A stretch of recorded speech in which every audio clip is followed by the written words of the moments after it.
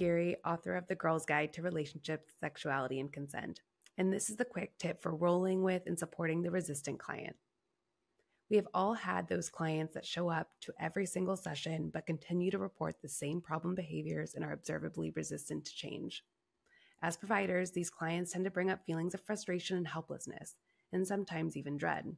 What's important to remember is that most of the time, it's not you, it's them. When you have a client that is resistant, the first step is recognizing and acknowledging the resistance to change. Typically, resistance is a form of avoidance that is fear-based. Change requires our clients to be vulnerable by doing something new or different. For example, let's say you have a client that initiated therapy with the intention of learning how to set and reinforce boundaries with their overbearing parent. While this client has insight into the dysfunction of their parent-child relationship, there are also reasons why they might struggle with making the changes they need to make to experience relief. It's important that we explore this resistance with patience and non-judgment.